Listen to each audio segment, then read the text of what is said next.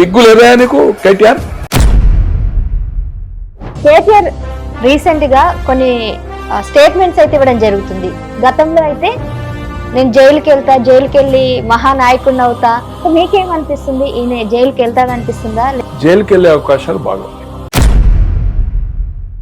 అన్ని ద్వారాలు అతనికి మూసుకుపోయాయి. 1200 మంది ఉసురు పోసుకున్నారు, చంపారు. మీరు ఫేక్ ఆఫ్ దీక్షలు చేసి ఈ రోజు ఆయన చస్తా అంటుండు. పోలీస్ కస్టడీలో ఆమె దీక్ష విరమించలే. దీక్ష ఏదైతుందో ఫ్లూయిడ్స్ ఇస్తామైంది హాస్పిటల్. వాళ్ళ సహచరులు ఇడ్లీ తిన్నాడు, సాయంత్రము రాత్రి కర్డ్ రైస్ తిన్నాడు, అంతా అబద్ధం. ఓన్లీ ఫ్లూయిడ్స్ తోటే ఉన్నాడు, గడ్డం చేసుకోలే అంతే. దాంతో నీరసంగా కనిపించిండు, అదొక డ్రామా. ఇంతకుముందు మీరు ఒక మాట అన్నారు, ఉన్న దేశం మొత్తం లేదా ప్రాంతీయ పార్టీలలో ఎక్కువ డబ్బు, ఎక్కువ 900 కోట్ల చిల్లర ఎవరికి వచ్చినాయి? మా నేషనల్ పార్టీ ఒక బీజేపీకి తప్పితే కాంగ్రెస్ కే రాలే కదమ్మా బాండ్స్, ఎలక్ట్రల్ బాండ్స్. ఎందుకు వచ్చినాయి? ఇక్కడ మస్కా ఈ కేసులో అక్యూజ్ నెంబర్ గా అరెస్ట్ కావడం ఖాయం. దాంట్లో ఏ మాత్రం లేదు. ఇక సావనైనా వస్తాను. నమస్కారం, వెల్కమ్ టు హిట్ టీవీ. నేను శాస్త్ర. ఇవాళ మనతో పాటు ఉన్నారు మాజీ శాసనసభ్యుడు, ఉమ్మడి ఆంధ్రప్రదేశ్ ఆర్టీసీ మాజీ చైర్మన్, అలాగే రాజకీయ విశ్లేషకులు గోనె ప్రకాష్ గారు.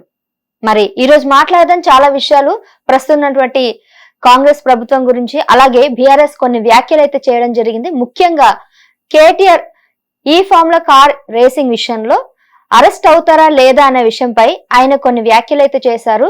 నేను చావనైనా చేస్తాను కానీ భయపడేది లేదని అంటున్నారు. మరి క్వాష్ పిటిషన్ కూడా కొట్టేయడం జరిగింది ఈ విషయంలో. మరి తను అరెస్ట్ అవుతాడా లేదా, ఈ విషయాలు తెలుసుకుందాం. నమస్తే సార్. నమస్కారం సార్. కేటీఆర్ రీసెంట్ గా కొన్ని స్టేట్మెంట్స్ అయితే ఇవ్వడం జరుగుతుంది. గతంలో అయితే నేను జైలుకి వెళ్ళి మహానాయకుడిని అవుతా, ఎంతో మంది నాయకులందరూ కూడా జైలు నుంచి వచ్చిన వాళ్ళే అని అన్నారు. ఇప్పుడేమో చావనైనా చేస్తాను కానీ భయపడేదే లేదా అంటున్నారు. రెండు రకాలుగా మాట్లాడుతున్నారు. సో కోర్టు కూడా క్వాష్ పిటిషన్ కొట్టేయడం జరిగింది. సో మీకేమనిపిస్తుంది, ఈయన జైలుకి వెళ్తాడనిపిస్తుందా లేకపోతే ఇలానే నాంచుతారనిపిస్తున్నారా? జైలుకి వెళ్ళే అవకాశాలు బాగా ఉన్నాయి. అన్ని ద్వారాలు అతనికి మూసుకుపోయాయి. ఒకటి ఇంటీరియం హైకోర్టు ఇచ్చేది, మళ్ళీ ఫుల్ జడ్జిమెంట్ కూడా ఇచ్చింది. ఇటు ఈడీ కానీ అటు ఫెమా దాన్ని కూడా నిబంధనలు ఏదైతుందో ఆర్బీఐ ప్రకారము transaction out side of India అయింది కనుక ఆటోమేటిక్గా ఇక్కడ ఏసీబీ ఉంది కనుక ఏదన్నా ఒక కేసు ఛార్జ్షీట్ కానీ ఏసీబీ కానీ సిబిఐ కానీ అయినప్పుడే ఈడీ ఎంటర్ అవుతుంది. ఈడీ డైరెక్ట్ కాదు. ఈడీలో కేసు ఎట్లుంటుందంటే ఈడీలో ఇతను నిర్దోషత్వం ఇతను ప్రూవ్ చేసుకోవాలి. సిబిఐ కానీ ఏసీబీ ఏదైతుందో వాళ్ళు ప్రూవ్ చేయాలి. డిఫరెన్స్ దానికి దీనికి అదే ఉంటుంది. ఇట్లా చాలా ప్రగల్భాలు పలికారు వాళ్ళ కుటుంబం. మోడీ లేదు, గీడి లేదు, రా రా అంటే ఏదైతుందో వాళ్ళ చెల్లెని తీసుకొని పోయిండు. ఇప్పుడు కూడా ఏదైతుందో ఈ లొట్టపీసు తర్వాత తుప్పలు అని హరీష్ రావు, ఇటువంటి భాష ఏదైతుందో మంచిది కాదు. చదువుకున్నావు, అమెరికాలో 9.5 సంవత్సరాలు మంత్రిగా చేశావు, ఆల్మోస్ట్ ముఖ్యమంత్రి అంత స్థాయిగా డిఫాక్టో చీఫ్ మినిస్టర్ నడిపావు. ఇటువంటి భాష ఏదైతుందో మంచిది కాదు. ఇది ఉద్యమ భాష. గతంలో కూడా ఏదైతుందో చావు అంటున్నో మీరు మీ కుటుంబ సభ్యులు ఎవ్వరు, మీ బంధువులు కానీ మీ మిత్రులు కానీ ఒక్క వ్యక్తి కూడా చావలే. 1200 మంది ఉసురు పోసుకున్నారు, చంపారు. మీరు ఫేక్ ఆఫ్ దీక్షలు చేసి ఈ రోజు ఆయన చస్తా అంటుండు. ఇక వాళ్ళ నాయన దీక్ష, ఇది ఖమ్మం కేసీఆర్ డిసెంబర్ 29 నవంబర్ 29 నాడు దీక్ష. ఆయన దీక్ష ఖమ్మం నుంచి హైదరాబాద్ వచ్చి 9th కు ప్రకటన అయిన తర్వాత 11th కు నిమ్స్ నుంచి రిలీజ్ అయ్యాడు. ఇది ఖమ్మం రిపోర్టు, ఇది నిమ్స్ రిపోర్టు. అయితే అతను ఒక్క నిమిషం, అతను దీక్ష పట్టే ముందు ఏం చెప్పాడు? ఇది చివరి పోరాటము తెలంగాణ. ఒక 40-50 వేల మంది ఎక్కడ పెట్టాడు? సిద్దిపేటలో, ఆయన నియోజకవర్గం, ఆయన స్థావరంలో, ఆయన సామ్రాజ్యంలో 40-50 వేల మంది నాతో దీక్ష కూర్చుంటారు, అమర్నాథ్ దీక్ష. మీరు ఏమాత్రం డిస్టర్బ్ చేసినా ఆ 40,000 మంది ఏదైతుందో ఆత్మాహుతి చేసుకుంటారు నా కోసం అని చెప్పి అంతా పెట్రోల్ గిట్రోల్ అంతా రెడీ పెట్టి ఏదైతుందో కరీంనగర్ వెళ్ళాడు 27 అంటే 29కి అనుకోండి 27 చివరికి అక్కడ అరెస్ట్ దీక్ష కోసం సిద్దిపేట రావాలి. ఆయన వెహికల్లో రాలే. ఆయన అక్కడ ఇల్లుంది ఆఫీస్ అని అడిగారు. ఆయన సొంత ఆస్తి కింద రాసుకున్నాడు అక్కడ కరీంనగర్ లో. ఉత్తర తెలంగాణ ఆఫీసో దక్షిణ తెలంగాణ ఆఫీస్ అంటారు, ఏమంటారు దాన్ని. ఒక ప్యాలెస్ కట్టుకున్నాడు అక్కడ కూడా. అక్కడ నుంచి ఏ వెహికల్ ఎక్కాడు? బుల్లెట్ ప్రూఫ్ పోలీస్ వెహికల్ ఎక్కాడు. నిజంగానే నీ దీక్ష పెట్టేటోడైతే పోలీస్ వెహికల్ ఎందుకు ఎక్కాలి? ఆయనకు దీక్ష పట్టే శక్తి సామర్థ్యాలు లేవు. గతంలో కూడా ఢిల్లీలో ఏం చేసిండు మనకు తెలుసు, అదంతా వివరాలు బోదలుచుకోలే. జంతర్ మంతర్లు ఏం చేసిండు, రాత్రి ఎక్కడ పోయిండు, మళ్ళీ ఏంది, ఇవన్నీ మనం చూసాం. అతని ఆరోగ్యము సహకరించదు దీక్షకు. అతనికున్న ఏమంటారంటే అవి డిసీజెస్ అనుకోండి. అలాగే ఏదైతుందో పోలీస్ వెహికల్ ఎక్కి పోలీస్ ఏం చేసింది, వరంగల్ నుంచి ఖమ్మం తీసుకెళ్ళింది. ఇక్కడ హరీష్ రావు గారు ఒక 10,000 మంది జమ చేశారు. పెట్రోల్ ₹1,000, ₹1,000.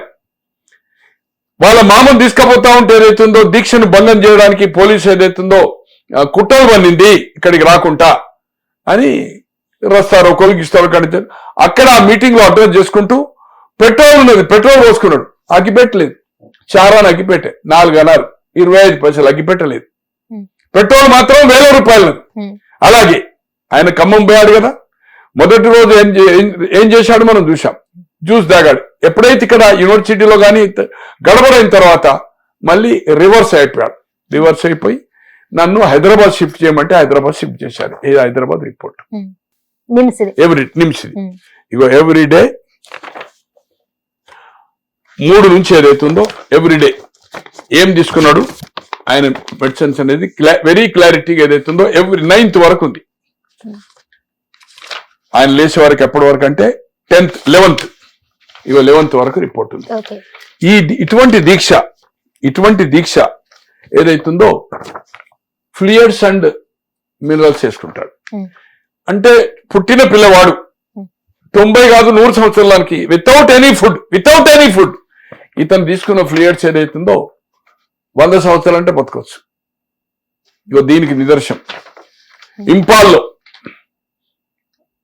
షర్మిలి అని ఏదైతుందో ఆమె ప్రపంచంలోకి వెళ్ళి అతిపెద్ద ప్రజాస్వామ్య దేశమైన భారత స్వాతంత్ర్య సాక్షిగా ఉద్యమ తరంగము ఓటు చట్టపరం పేరిట ఇరోమ్ ఓటు హక్కును దోపిడి వంటి ఒక నిమిషం అమ్మా, ఇది ప్రజాస్వామ్యం పోయిందంటూ గత ఎన్నికలు కూడా ఈసారి ఓటేసేందుకు ముందుకు చట్టం పేరు వీలుంది.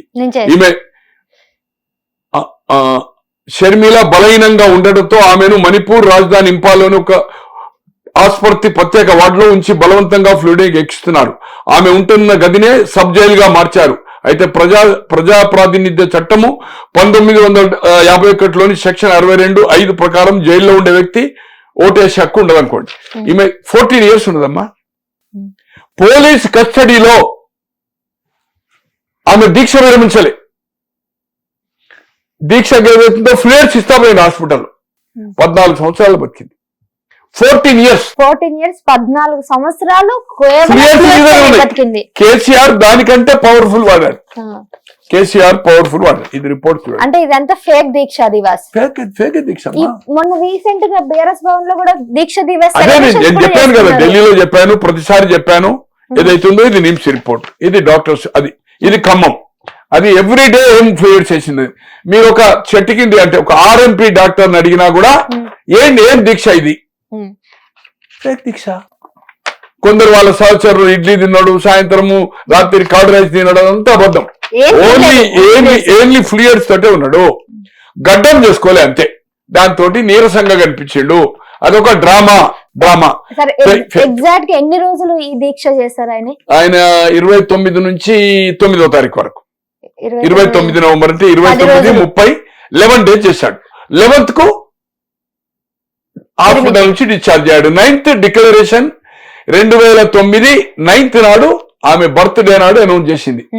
మళ్ళీ అది రివర్స్ అయింది. అయిపోయింది. ఇక్కడ సోనియా గాంధీ గారు, ఇక్కడ హరీష్ రావు గారు ఏదైతుందో డ్రామా చేసిండు. నిజంగానే కేసీఆర్ దీక్ష చేసిండు, నీరసంగా ఉన్నాడు, ఆరోగ్యం క్షీణిస్తుంది అనే బులెటిన్ వస్తుంది. డాక్టర్స్ భయపడ్డారు. అప్పుడు రోషయ్య గారికి తెలిసినా కూడా బయటికి చెప్పలే. తెలిసిన చనిపోయిన జయపాల్ రెడ్డి గారికి కేశవరావు గారికి తెలిసిన ఇది బయటకు పొక్కనివ్వలా. అతను ఫేర్ తీసుకుని అతనికి ఏం ప్రాణానికి ప్రమాదం. ఇంటెలిజెన్సీ, స్టేట్ ఇంటెలిజెన్సీ ఫెయిల్ అయింది, సెంట్రల్ ఇంటెలిజెన్సీ ఫెయిల్ అయింది. కేంద్రంలో యూపీఏ ప్రభుత్వం మన్మోహన్ సింగ్ గారు, ఇక్కడ కాంగ్రెస్ ప్రభుత్వం రోషయ్య గారు ముఖ్యమంత్రిగా. రాజశేఖర రెడ్డి గారు చనిపోయిన కదా, సెప్టెంబర్ చనిపోయినాక రోషయ్య గారు అయినారు.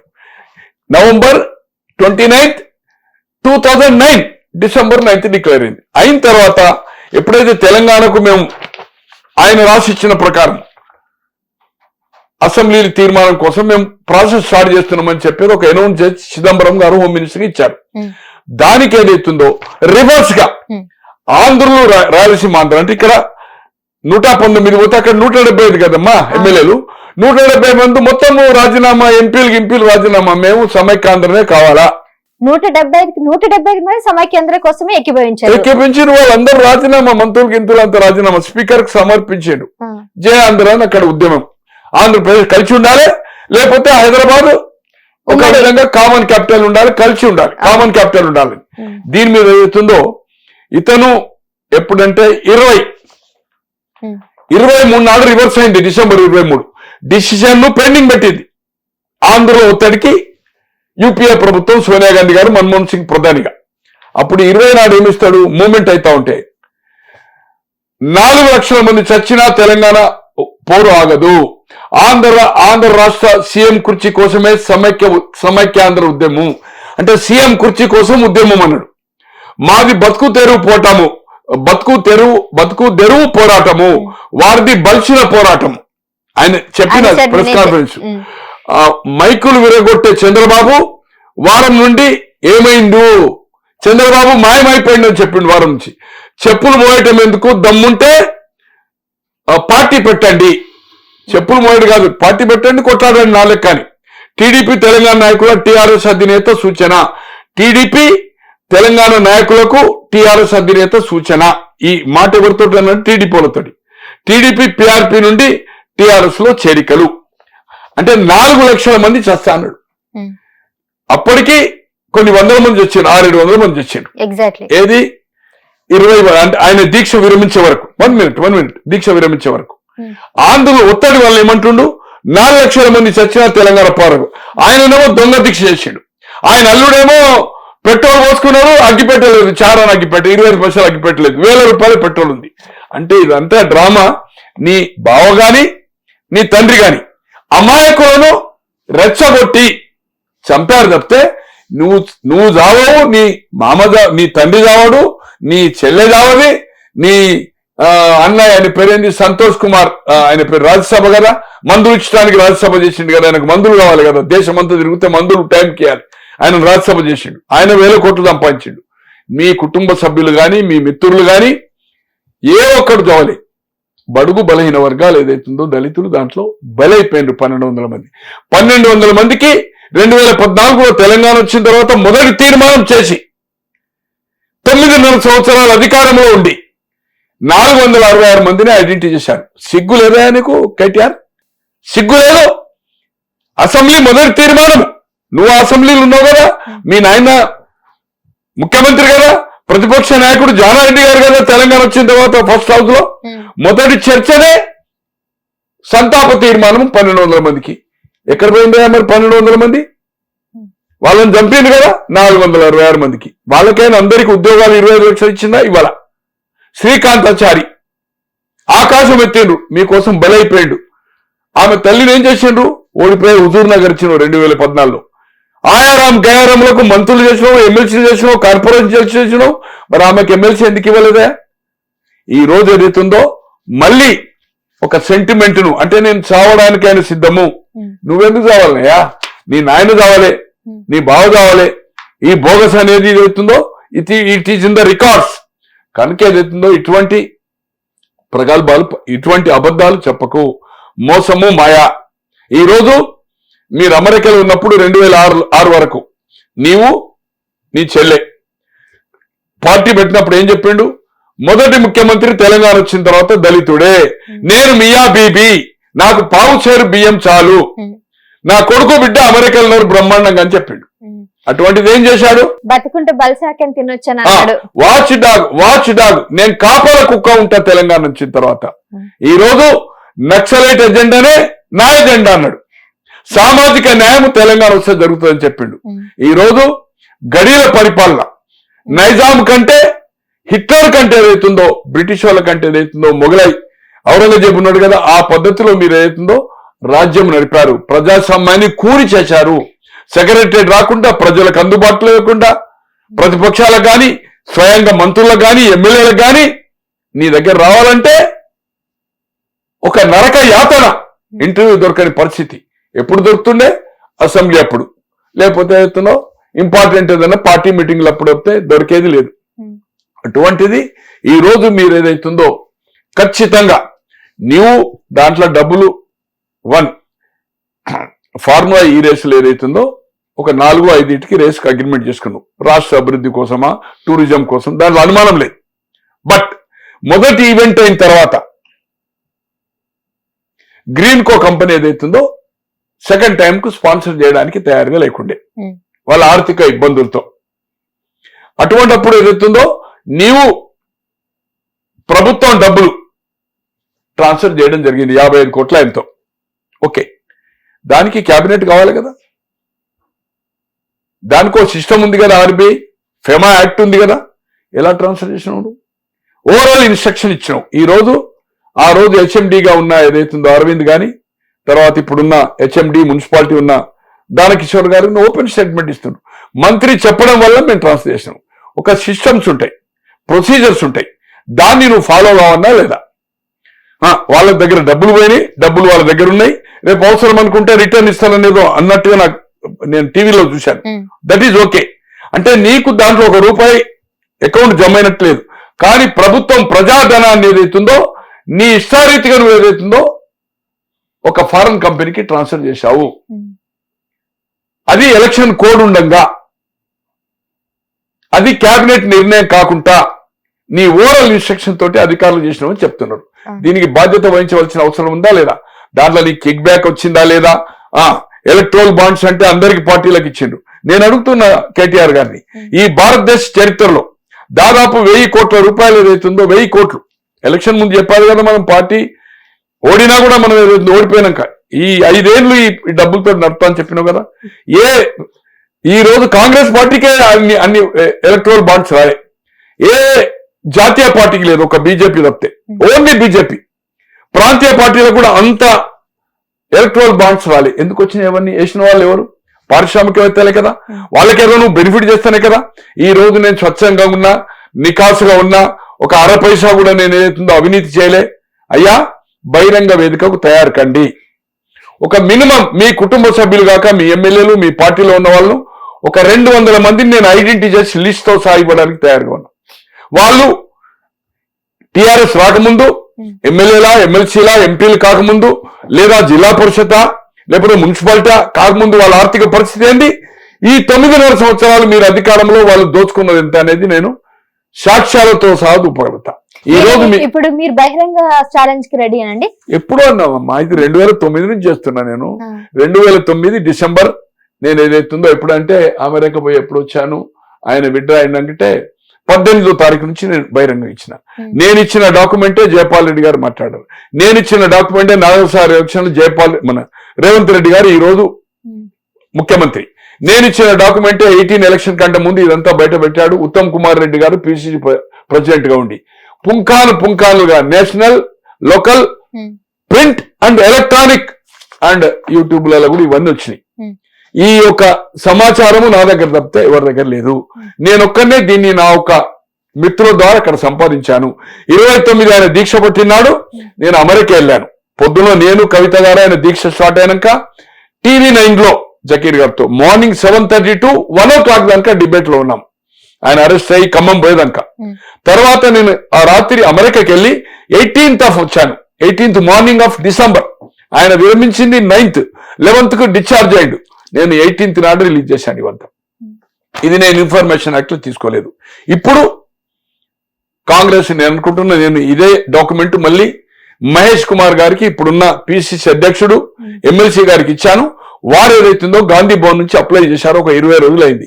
ఇంకొక 20-25 రోజులు ఈ డాక్యుమెంట్ అంతా ఏదైతుందో అఫీషియల్ వచ్చిన తర్వాత కాంగ్రెస్ పార్టీ పక్షాన ఇది నిలదీయండి అని ఏదైతుందో నేను మహేష్ గారిని రిక్వెస్ట్ చేసుకున్నాను, నా మిత్రుడిని. రాబోయే రోజుల్లో ఇదంతా బహిరంగ పరుస్తారు.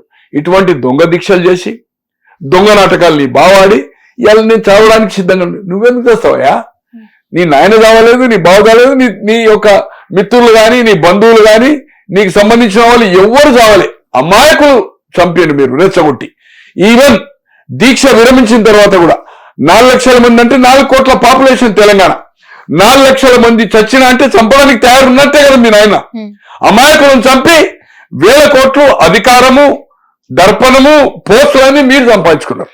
కానీ ఇప్పుడు ప్రభుత్వం నుంచి దిగిపోయారు, ఓడిపోయారు. ఇప్పుడు ప్రతిపక్షం మీద మీరెందుకు ఇంత వ్యతిరేకంగా పోరాడుతున్నారు? నేను పోరాడడం లేదమ్మా, నేను ఇష్యూస్ చెప్తున్నాను. నాకు పోరాటం అనేది నేను ఇండివిజువల్, నేను మీరే చెప్పారు విశ్లేషకుడు అని. ఇవన్నీ చూసి నేను మాజీ ఎమ్మెల్యేగా, మాజీ ఆర్టీసీ చైర్మన్ గా కాంగ్రెస్ ప్రాపర్ గా అటాక్ చేస్తలేదు, ప్రజలకు మెసేజ్ ను కరెక్ట్ ఇవ్వడం లేదు.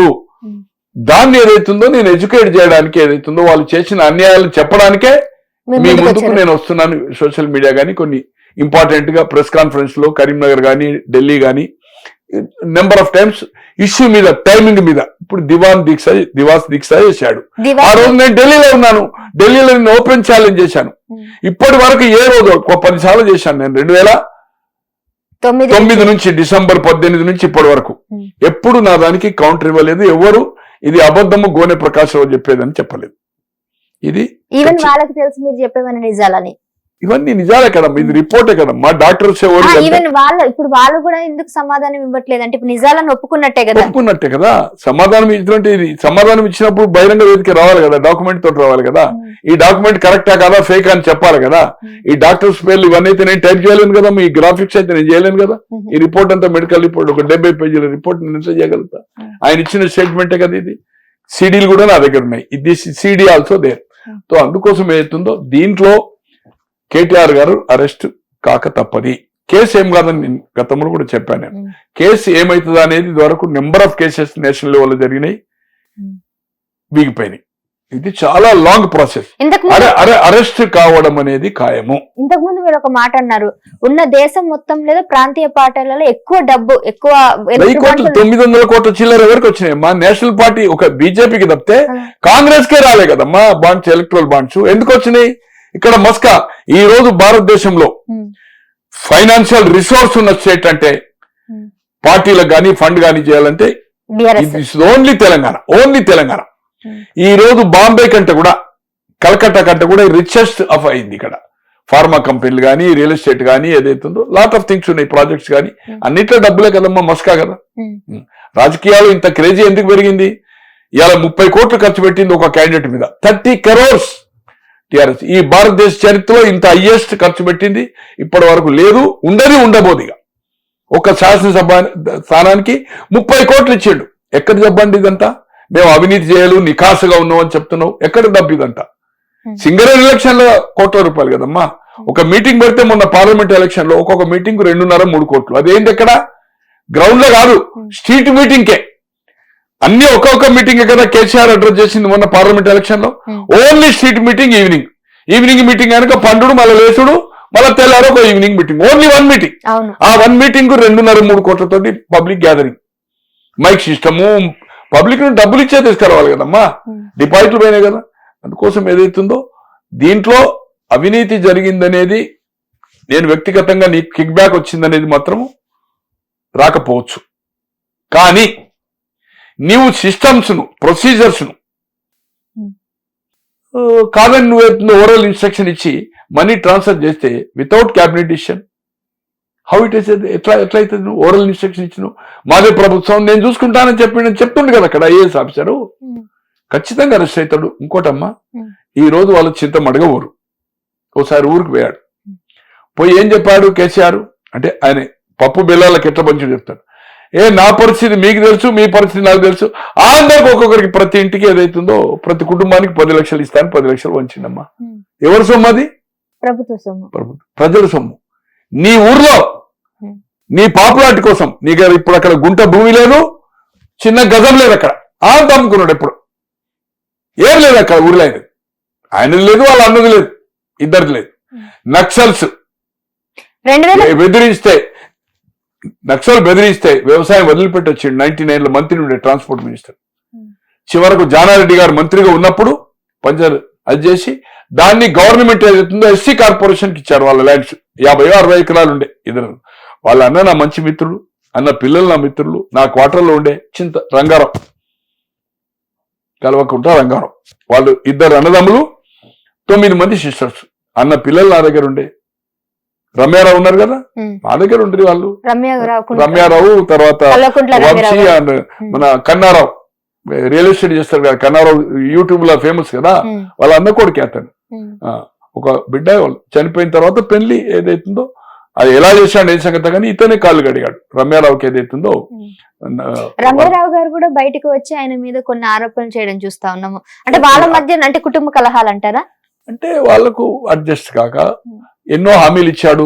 ఉప ఎన్నికలప్పుడు కరీంనగర్ లో వాళ్ళ భర్త ఏదైతుందో ఎలక్షన్ ఏజెంట్ ఉండే 2004లో, వాళ్ళ ఇంట్లో ఉండేవాడు కరీంనగర్ లో.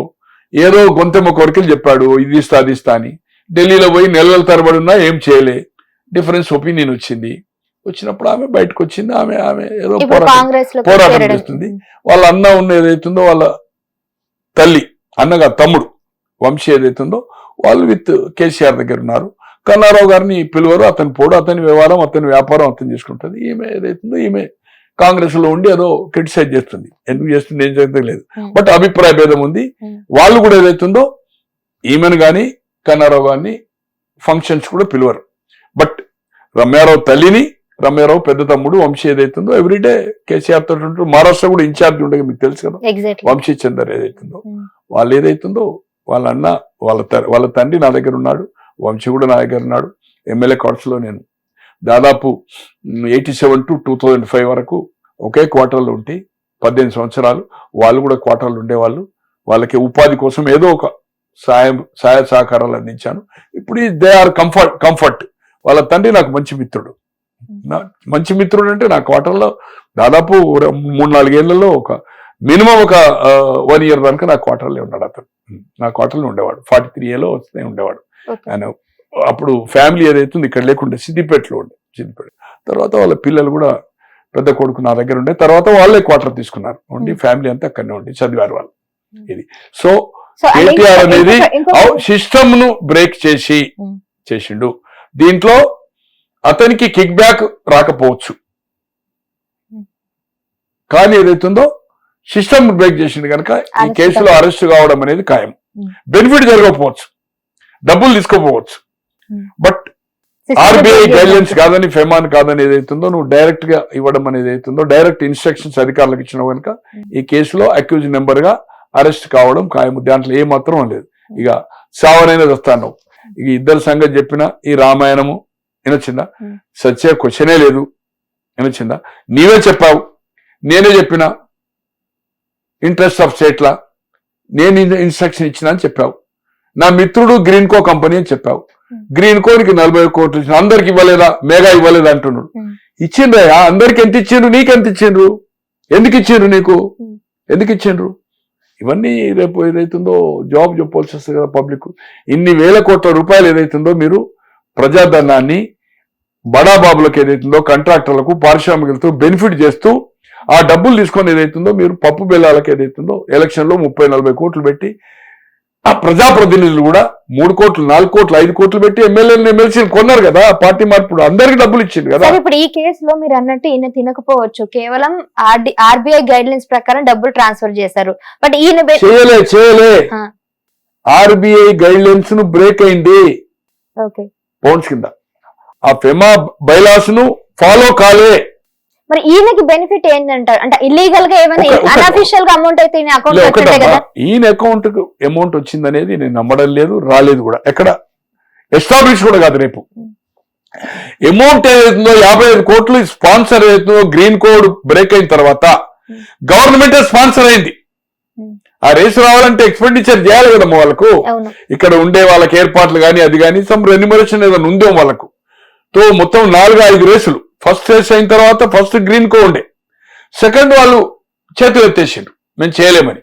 స్పాన్సర్ అమ్మా, స్పాన్సర్ కనుక ఏదైతుందో గవర్నమెంట్ చేసింది. మన ప్రభుత్వం వస్తుంది అని ఓవరాల్ గా రారాజు కదమ్మా, ఆయనే ముఖ్యమంత్రి కదా. ఇది సిస్టమ్స్ ను ప్రొసీజర్స్ ఏదైతుందో ఫాలో కాలే, దాని కింద ఖచ్చితంగా అరెస్ట్ కావడం ఖాయం. కానీ ఎస్టాబ్లిష్ ఏదైతుందో, ఎస్టాబ్లిష్ అంటే అతనికి మనీ బెనిఫిట్ కానీ అది కానీ చేయలేకపోతుంది. ఇప్పుడు ఈయన కూడా ఏదైతుందో ఏసీబీ ఏమో వాళ్ళు ప్రూవ్ చేయాలి.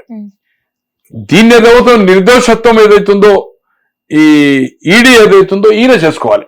ఖచ్చితంగా నేను అనుకుంటున్నా ఈడీ కేసులో ఇతను వకీల్ ఏదైతుందో ఇతను కానీ నీట్ గా బయటకొస్తాడు. ఎందుకంటే ఇతనికి ట్రాన్సాక్షన్ పైసలు రాలా, క్విక్ బో ఏదైతుందో ఒకటి చేస్తే ఇది ఎలక్ట్రోల్ బాండ్ అనేది డిఫరెంట్.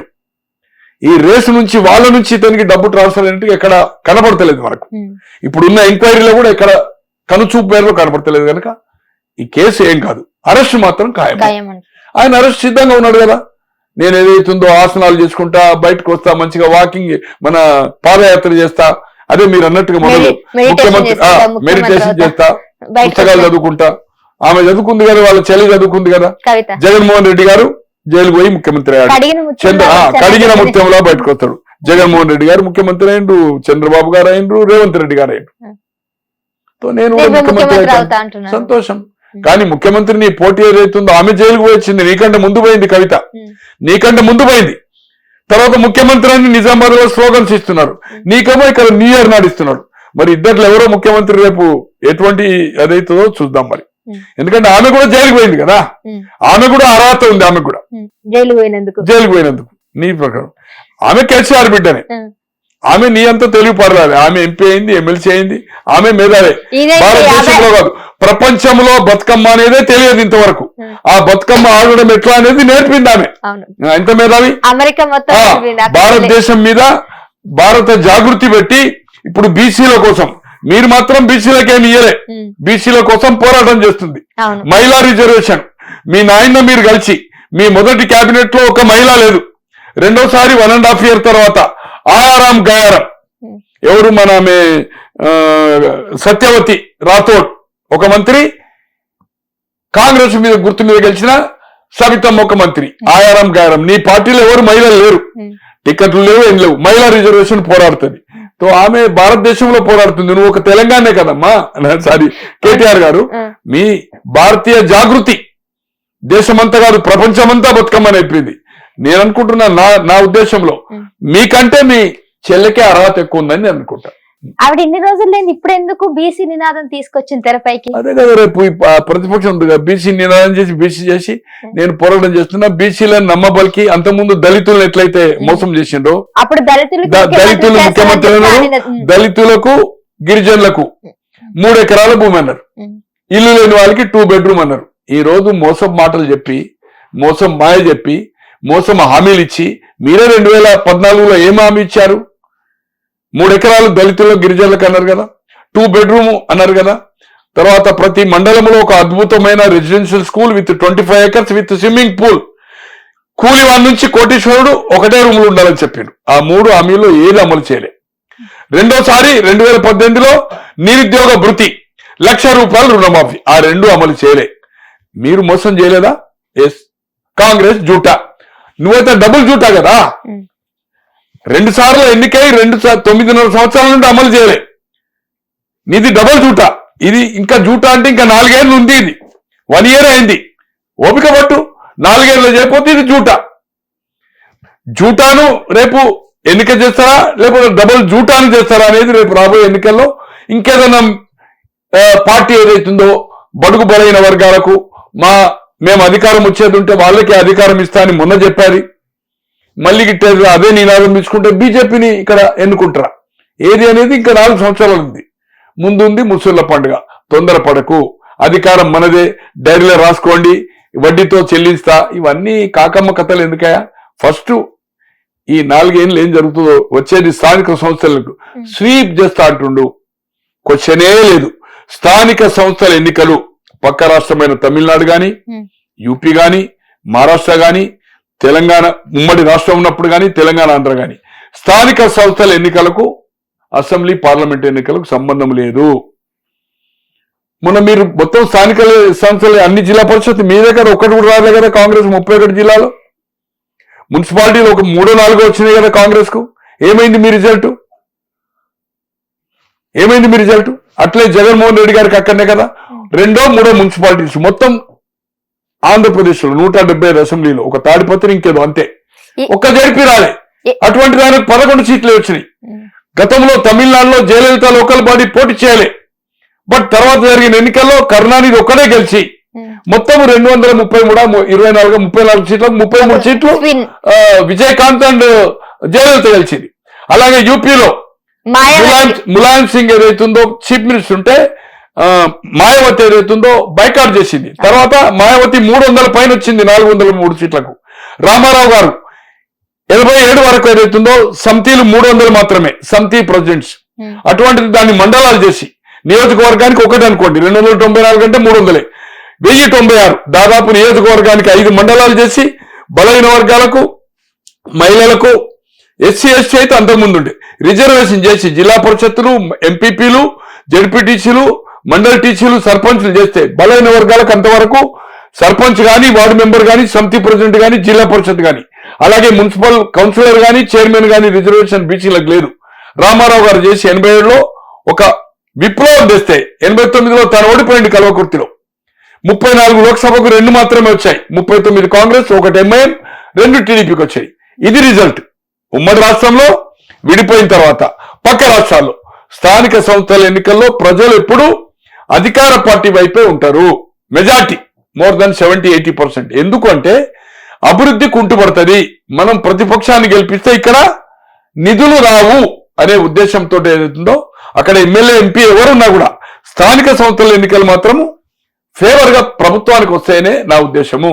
అందుకోసం పగటి కళ్ళలు కనకు కేటీఆర్ ఖచ్చితంగా 2/3 మోర్ దాన్ 70% మున్సిపాలిటీలు కానీ, జడ్పీలు కానీ, ఎంపీపీలు కానీ, రైతు సంఘం కానీ, కోఆపరేటివ్ ఎలక్షన్ కానీ, ఏ ఎన్నికలు వచ్చినా నీటి సంఘాలు కానీ అన్ని మోర్ దాన్ 70% కాంగ్రెస్ కే ఇక్కడ కట్టబెడతారు ప్రజలు అనేది గత రిజల్ట్ చూసినప్పుడు. చెప్పలేము మరి నువ్వు అంటున్నావు ఏం మాయ చేస్తావో. ఇంకొకటి, ఇప్పుడు కవిత జైలుకి వెళ్ళడం రావడం చూస్తాం, ఇప్పుడు కేటీఆర్ జైలుకి వెళ్ళబోతున్నా అంటున్నాడు. ఇంత జరుగుతున్నా గానీ కుటుంబంలో కూతురు కొడుకు మీద ఇన్ని ఆరోపణలు ఉన్నా కేసీఆర్ ఎందుకు ఒక్క మాట మాట్లాడట్లేదు? అసలు ఎందుకు బయటకు రావడం లేదు? ఆయన తత్వం ఎంతమ్మా. ఆయన చంద్రబాబు గారి క్యాబినెట్ లో ఉంటే క్యాబినెట్ మీటింగ్ పోతుండే, ఫోనే అవైలబుల్ లేడు. ఎట్లా కదమ్మా, అసెంబ్లీ వస్తలేడు. తెలంగాణ బిల్లు పెట్టినాడు, తెలంగాణ పార్లమెంట్ లో ఉండడమ్మా. కేంద్ర మంత్రిగా కార్మిక మంత్రి ఉంటే ఎప్పుడు కానీ యూపీఏ ప్రభుత్వం అప్పుడు 149 ఎంతో కాంగ్రెస్, వీళ్ళు ఒక 5, CPI 10, CPM 42, 4 Forward Bloc Republican, 56 మంది లెఫ్ట్, వాళ్ళ ఒక సేమ్ కాంబినేషన్. ఈ 56 మంది ప్రధానమంత్రి దగ్గరికి, మన్మోహన్ సింగ్ దగ్గరికి వెళ్ళి మేము రైల్వేది, బ్యాంకులు, నిత్యం ఏదైతుందో లేబర్ ఇష్యూస్ వాళ్ళు రిప్రజెంట్ చేస్తూ ఉంటారు. మాకు లేబర్ మినిస్టర్ మేము క్వశ్చన్ చేస్తే పార్లమెంట్ వస్తలేడు, ఆఫీస్కి వస్తలేడు, ఇంటికి ఫోన్ చేస్తే ఇంట్లో లేడని చెప్తున్నారు. మాకు లేబర్ మంత్రిని చేంజ్ చేయమని ప్రధానమంత్రి దగ్గరికి ఫిజికల్ గా 56 మందిలో 41 మంది, 56 సంతకాలు, 41 మంది ఫిజికల్ గా మన్మోహన్ సింగ్ దగ్గరికి పోయారు. ఎవరు? కమ్యూనిస్ట్ నాయకులు, CPI, CPM, Forward Bloc, Republican. 41 members సంతకాలు 56 మంది పెట్టి లేబర్ మినిస్టర్ చేంజ్ చేయన్నారు. ఆయన దుస్థితి అంతే. రాజా మహారాజా. ఎందుకంటే వాళ్ళ నాయన దగ్గరనే నైజాం పనిచేసిండు, వాళ్ళ తాత దగ్గర. చిన్న కడు దరిద్రం. సెక్రటరీ రాలే కదమ్మా, అంత సుందరం కట్టి సెక్రటరీ రాలే కదా. ప్రగతి భవన్ కట్టుకుని అక్కడ కూడా లేడు కదమ్మా. పోయి ఆ వ్యవసాయ క్షేత్రంలో ఉన్నారు కదా. వ్యవసాయ క్షేత్రం తెలుపుతామా మీకు? ఎలక్షన్ ముందు ఎలక్ట్రానిక్ ప్రింట్ మెయిన్ కృష్ణారావు గారు అని అందరూ బాబాయ్ అందరూ. ఈనాడు, ఆంధ్రజ్యోతి, ఈనాడు, క్రానికల్, భూమి, ఇండియన్ ఎక్స్ప్రెస్ ఎడిటర్ గా చనిపోయాడు అతను. గౌరీ గారు అనేది ఏదైతుందో చీఫ్ రిపోర్టర్ క్రానికల్ లో ఉండే మెయిన్ ఇద్దరు. ఒక 150 మందిని తీసుకెళ్లి ఎర్రవెల్లి క్షేత్రానికి, ఇగో నేను ఎకరానికి 70 లక్షలు పంట పంపిస్తే అప్పుడు క్యాప్సికం పండించాడు. 70 లక్షలు రాలే, అది ఇన్కమ్ ట్యాక్స్ కోసం హైప్ క్రియేట్ చేశాడు. కొనేటోళ్ళు ఇచ్చినట్టుగా రిసిప్ట్ ఇచ్చేదంతా హైప్, ఐటీ జీవటానికి. నేను పండిస్తున్నా. తెలంగాణ వచ్చిన తర్వాత జిల్లాకు 30 గ్రామాలు, అంటే ఉమ్మడి జిల్లాలు అప్పుడు 10 అంటే సిటీ తీసేయండి, 9 జిల్లాలో 30 గ్రామాలు దత్తత తీసుకొని బ్యాంక్స్ తో టైప్ చేసి నేనేదైతే పంట పండిస్తున్నో ఆ విధంగా ఎకరానికి 70 లక్షలు పండిస్తున్నా 1 కోటి పండించచ్చు, ఇటువంటి పంటలు పండించే ఏర్పాటు చేస్తా అని చెప్పిండు. ఆయనే వడ్లేసుకుంటుండే కదమ్మా. 70 లక్షల పంట ఎందుకు పండిస్తలేడు మరి? ఇప్పుడు ఆనే ఉంటుండు కదా, ముఖ్యమంత్రి ఉన్నప్పుడు ఆనే ఉన్నాడు, నెలకి 20 రోజులు. ఇప్పుడు ఆనే ఉన్నాడు. ఏడవైంది ఆ పంట? క్యాప్సికమ్ ఎక్కడ పోయింది? ఇదన్నీ పత్రికలో పండించింది కదమ్మా, నా దగ్గర ఉంది, ఇప్పుడు చూపాలని చూపుతాను. క్యాప్సికమ్ 70 లక్షల రిసిప్ట్లు చూపెట్టాడు. దొంగ లెక్కలు, ఐటీకి దొంగ లెక్కలు. తో ఇటువంటి వాడు ఏదైతుందో ఇవాళ ఎందుకు రాలేదు కొడుకు బిడ్డ అంటే ఆయనకి ఏం లేదమ్మా. మీకు ఒకటే చెప్తా, ఆయన ఏమన్నాడంటే అధికారంలోకి ఉంటే ప్రజల దగ్గరకు వచ్చే అర్హత ఉంటది, అధికారంలో లేనప్పుడు నేను ఎందుకు వస్తా ప్రజలకు అన్నాడు. అధికారంలో ఇప్పుడు రాలే కదమ్మా, మంత్రిగా ఉన్నప్పుడు కేబినెట్ లేదు, అసెంబ్లీకి రాలే, ఇక్కడ జవాబు ఇవ్వడానికి ట్రాన్స్పోర్ట్ మినిస్టర్ గా, అక్కడ లేబర్ మినిస్టర్ గా పార్లమెంట్ కి రాలే. సంతకం కూడా దొంగ సంతకం పెట్టించింది అని తెలుసు కదా. ఆయన దిలీప్ ఆయన దగ్గర పనిచేసిన అని చెప్పిండు కదా, ఎక్స్ఎమ్మెల్సీ ఆయన దగ్గర పిఎస్ గా చేసిండు కదా, అధికారి కదా, నీతి నిజాయితీగా ఉన్న అధికారి కదా దిలీప్ గారు, కపల్ బాయ్ దిలీప్ గారు. ఇది వాస్తవం అమ్మా, వాస్తవము. ఆయన ప్రజల దగ్గరికి అధికారం ఉన్నా అధికారం లేకున్నా ఉద్యమం నడుస్తున్నాయమ్మా. ఇంటి పక్కకే ఆఫీసు రాకపోతుండే. మొదలేమో అక్కడ జలదృశ్యం సెక్రటరియట్, తర్వాత ఎమ్మెల్యే కాలనీ, ఈ కట్టినాక ఇంటి పక్కే కదమ్మా, 50 గజాల్లో రాలే కదమ్మా. ఎప్పుడైనా మీటింగ్ వస్తే సార్ మీరు వస్తలేరు, అక్కడికి వస్తే కలవరు, ఇంటర్వ్యూయర్ పొద్దున వస్తే మధ్యాహ్నం దానిక కూర్చుంటున్నాం, లంచ్ అప్పుడు అందరినీ పిలుస్తాడు, లంచ్ చేసిన తర్వాత మళ్ళీ రేపు కలుద్దామంటాడు, ఏం మాట్లాడు. అయితే మీటింగ్ లో నిలదీస్తే ఇక రేపటి నుంచి నేను వస్తున్నా, బ్రేక్ఫాస్ట్ చేసి వచ్చిందంటే డిన్నర్ వరకు ఈయన లంచ్ ఇక్కడనే తింటా అని చెప్పాడు. ప్రతిసారి ఇదే చెప్పడు. అమ్మాయి ఎన్నిసార్లు చెప్పాడు, కుర్చీ వేసుకొని ఈ ప్రాజెక్ట్ పూర్తి చేస్తానన్నాడు కదా, కుర్చీలు వేసుకొని. ఈవెన్ సిటీ ఎమ్మెల్యేలను ఒకసారి మీటింగ్ పెట్టి సిటీ రూపురేఖలు మార్చడానికి అన్నాడు. ఏ రోజు 9.5 సంవత్సరాల్లో సిటీ ఒక ఎమ్మెల్యేలను ఎప్పుడు మీటింగ్ పెట్టలే, ఒక అసెంబ్లీలో 3-4 సార్లు చెప్పాడు. అన్ని అబద్ధాలమ్మా, నోరిప్పితే అబద్ధాలు, నోరిప్పితే అబద్ధాలు. అందుకోసం ఆయన ఉంటాడా ఉండడా, ఆయనకు కొడుకు బిడ్డ ప్రేమ అనేది ఎవరన్నా ఉండరంటే అది మూర్ఖత్వం. వాళ్ళు ఎడ్యుకేషన్ అమెరికాలు చేసేటప్పుడు వెకేషన్ కి ఇక్కడికి వస్తే 15 రోజులు ఉంటే కూడా ఏ ఒక్క రోజు బ్రేక్ఫాస్ట్ లంచ్ చేయకపోతే వాళ్ళు తల్లి దగ్గర ఏడ్చుకొని 5-6 రోజులు ముందుగా ప్రీపోన్ పోయిండు. రాజకీయాల్లో హరీష్ డామినేట్ చేసిన తర్వాత హరీష్ మీద వాళ్ళ సిస్టర్స్ 9 మంది సంబంధించిన కొంతమంది సిస్టర్స్ మళ్ళా కేర్ చేయడం లేదు, అంతా ఆయన చూస్తుండే కదా. మార్నింగ్ లేచిన దగ్గర నుంచి అది ఈవెన్ అతని సతీమణి కూడా రూమ్ లోకి పోవాలంటే మరి మామయ్య ఏం చేస్తాడు, నేను పోయి మాట్లాడొచ్చునా అని హరీష్ రావు పర్మిషన్ అడగాలి, అటువంటి పరిస్థితి ఉండే. సో అటువంటిది ఎప్పుడైతే హరీష్ రావు కాంగ్రెస్ లో మంత్రి అయి అక్కడ ఆయన కేంద్ర మంత్రి అయిన తర్వాత కొంత అహంకారంగా ఈయన ఉన్నప్పుడు ఏదైతుందో ఆయన కుటుంబ సభ్యులు ఆయనకు పితూరులు చెప్పారు, హరీష్ రావును దూరం పెట్టకపోతే మనల్ని ఖతం చేస్తాడు, అందరి ఆస్తులు ఎంత ఉన్నాయో అంత సంపాదించుకున్నాడు, మమ్మల్ని కేర్ చేస్తాడు అన్నప్పుడు అప్పటి నుంచి కుటుంబ సభ్యుల్ని ఎంకరేజ్ చేయడం 2006 తర్వాత ఉప ఎన్నికల తర్వాత కేటీఆర్ గారు కానీ కవితను ఎంకరేజ్ చేసి స్టార్ట్ చేసింది. అప్పటి వరకు వీళ్ళని దూరం పెట్టిన వాళ్ళు కేవలం హరీష్ రావు గురించి హరీష్ రావు మీద వాళ్ళ సిస్టర్స్ పిల్లలు, మేనకోడళ్ళు, మేనల్లు వాళ్ళందరూ కాంప్లైంట్ చేయడం వల్ల నీవు కేటీఆర్ కవిత వాళ్ళు వచ్చింది కదా అమెరికాకి వెళ్ళి, ఇది 2006 తర్వాత చెప్తుంది. అప్పటి నుంచి ఏదైతుందో హరీష్ రావు దూరం అయ్యి వాళ్లకు లిఫ్ట్ చేయడం స్టార్ట్ చేసింది. వాళ్ళు కూడా పొలిటికల్ గా పనిచేశారు, వాళ్ళు ఎంకరేజ్ చేశాడు, ఎదిగారు వాళ్ళు. అది కాదు. Right sir, thank you so much. So చాలా విషయాలు చెప్పారు. మీరు అన్నట్టుగానే సో కేసీఆర్ ప్రభుత్వం అప్పట్లో ఎన్ని హామీలు ఇచ్చిందో అవన్నీ కూడా జూటా, కానీ ఇప్పుడు వాళ్ళు ఏమంటున్నారు, కాంగ్రెస్ చేసేవన్నీ జూటా అని కూడా చెప్పడం జరిగింది. సో వాళ్ళు ఇచ్చిన హామీలు గానీ వాళ్ళు ఇచ్చిన పథకాలు గానీ అన్ని ఫేకే. కానీ ఇప్పుడు మాత్రం ఈ ప్రభుత్వం మీద ఆరోపణలు చేయడం, వాళ్ళ మీద నేరాలు మోపడం అనేది జరుగుతా ఉంది. అండ్ ప్రస్తుతం ఇప్పుడు ఈ ఇష్యూ మీద ముఖ్యంగా ఈ అరెస్ట్ విషయం మీద కూడా భయం లేదు అని అంటున్నారు. కానీ మరి భయపడినప్పుడు ఎందుకు అరెస్ట్ అవ్వడానికి ఎందుకు ముందుకు రావట్లేదు, ఎందుకు ఇంకా దీని గురించి విచారణ చేస్తున్నారు, అడ్వకేట్ ని ఎందుకు ఉంటేనే నేను వస్తాను లేదంటే నేను రాను ఎందుకు అంటున్నారు అనే ప్రశ్నలు అయితే ఇక్కడ మనం చూస్తా ఉన్నాము. ఇంతకు మీరేమనుకుంటున్నారో ఈ విషయం మీద మీ కామెంట్స్ కూడా కింద ఖచ్చితంగా కామెంట్ చేయండి. మరో అంశంతో మళ్ళీ కలుస్తాం. చూస్తూనే ఉండండి హిట్ టీవీ. నమస్కారం.